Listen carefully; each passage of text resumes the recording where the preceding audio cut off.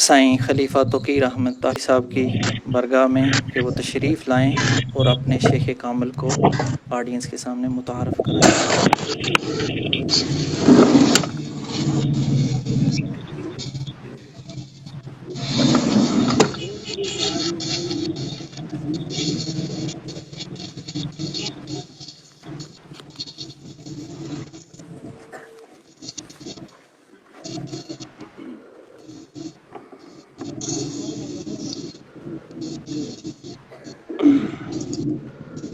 نحمدہ ونصلی علی رسول الکریم اما بعد فاعوذ باللہ من الشیطان الرجیم بسم اللہ الرحمن الرحیم۔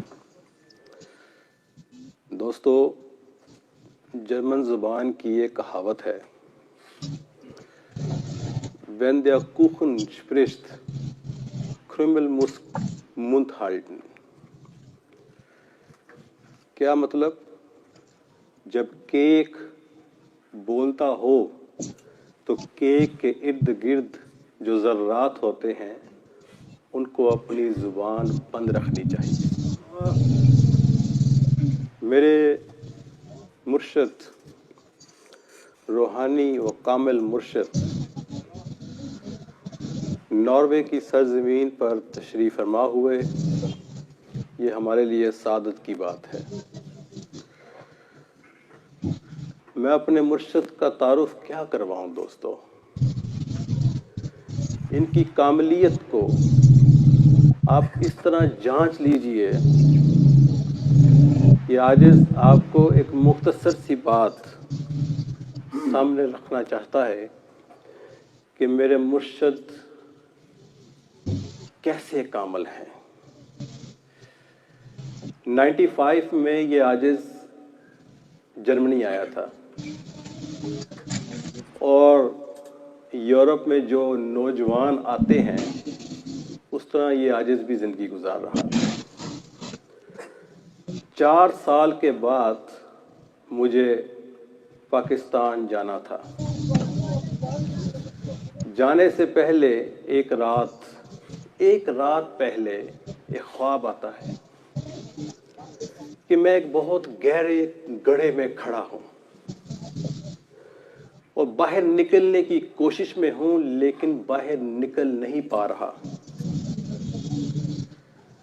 ایک شخص نیچے آتا ہے اور مجھے کہتا ہے کہ آپ نے اوپر جانا ہے؟ تو میں کہتا ہوں جی میں نے اوپر جانا ہے۔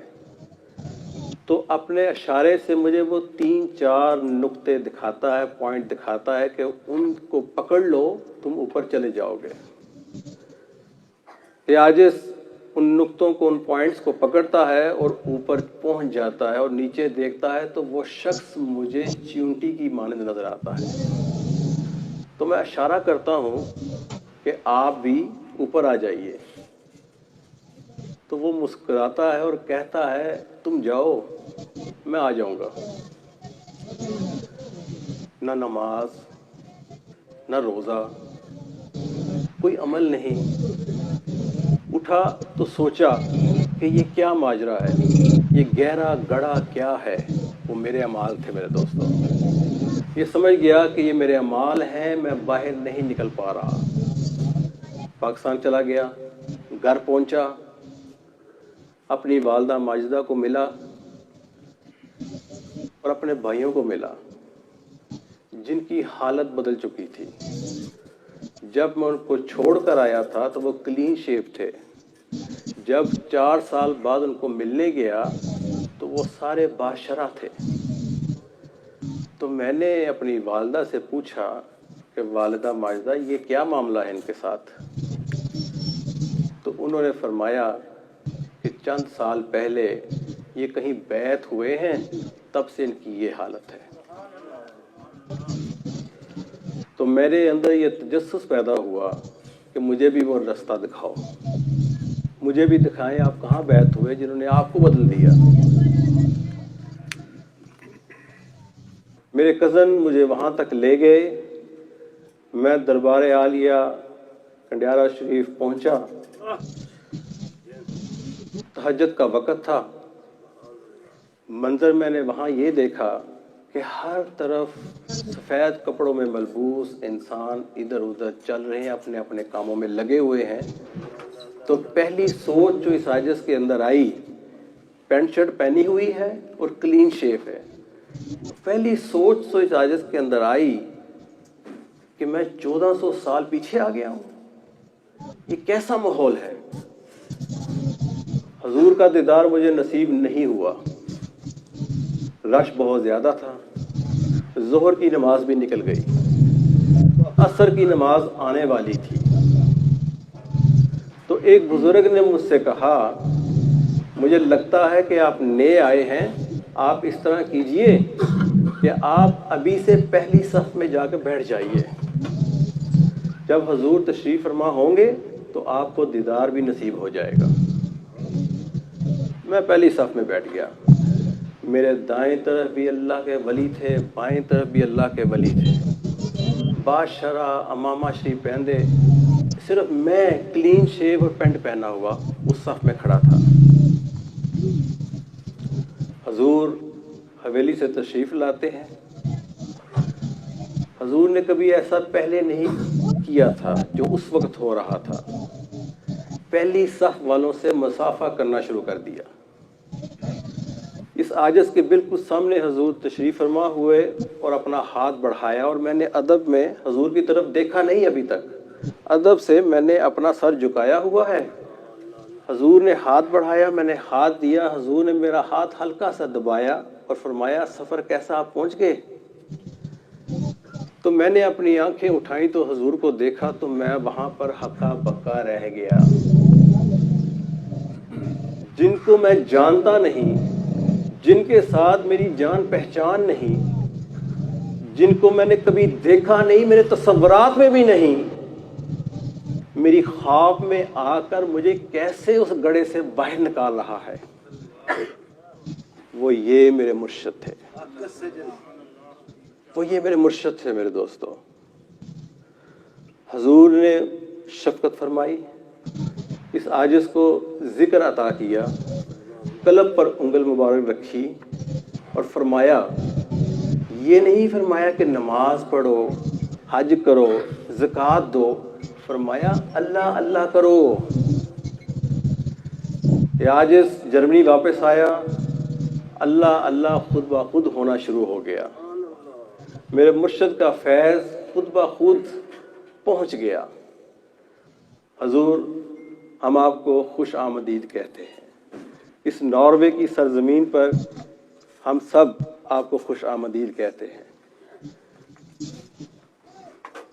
ناروے والے نہیں جانتے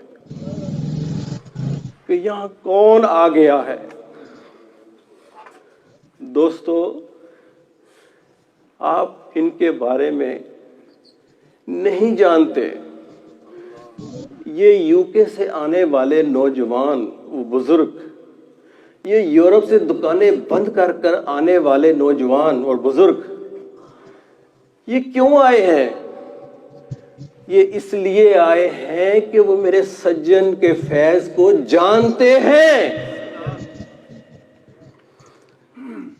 حضور یہ عاجز دست بدست آپ کے حضور عرض کرنا چاہتا ہے، اپنے فیض کی باہوں کو پھیلا دیجئے، اتنا وسیع پھیلا دیجئے۔ آج آپ ناروے میں دنیا کے آخری ملک کہلانے والی جگہ پر تشریف فرما ہے، اپنی باہوں کو پھیلا دیجئے اور اس یورپ کو اپنے فیض میں لپیٹ لیجئے۔ ہر جگہ اللہ اللہ ہو جائے، ہر جگہ بلے شاہ پیدا ہو جائے، ہر جگہ رومی پیدا ہو جائے، کیونکہ میرے دوستو، کیونکہ یہ سجن بہت پراسرار ہے، بہت پراسرار ہے۔ یہ آج کا عنایت شاہ ہے، یہ آج کا عنایت شاہ ہے، یہ آج کا شمس تبریز ہے، یہ رومی پیدا کرنا جانتا ہے، یہ بلا پیدا کرنا جانتا ہے۔ ان کے سینے میں وہ فیض ہے کہ ہر کوئی ناچے گا۔ ناچے گا۔ صرف اور صرف اس فیض کی پہچان کے لیے آپ کو اپنے دل کے دروازے کھولنے ہوں گے۔ کسی قسم کی کوئی نفرت، کسی قسم کے کوئی سوالات، خالی ہو جائیے، خالی ہو کر ان کے سامنے تشریف فرما ہے آپ، اور ان کو پہچانیے۔ ان کے الفاظ، ان کا کلام بادشاہوں کا کلام ہے۔ یہ آپ کے دل کو منور کرنا جانتا ہے، یہ آپ کے سینے کو روشن کرنا جانتا ہے۔ اس کامل ولی سے محبت کرنا سیکھ جائیے۔ آج یہ فن آپ کو سکھائیں گے کہ اللہ کے کامل ولی سے جب کوئی محبت کرتا ہے تو وہ کیسے منظور نظر ہوتا ہے۔ یہ عاجز آپ سب کو خوش آمدید کہتا ہے۔ آپ اس عاجز کی دعوت پر یہاں تشریف فرما ہوئے، انشاءاللہ تعالی آپ اپنے سینے بھر کر یہاں سے لے جائیں گے۔ بادشاہوں کا کلام میرے مرشد کی زبان سے ہی ہوگا، اس کو سنیے، اس پر عمل کرنا شروع کیجئے، انشاءاللہ آپ کو کامیابیاں ہی کامیابیاں ہوں گی۔ جزاک اللہ خیر۔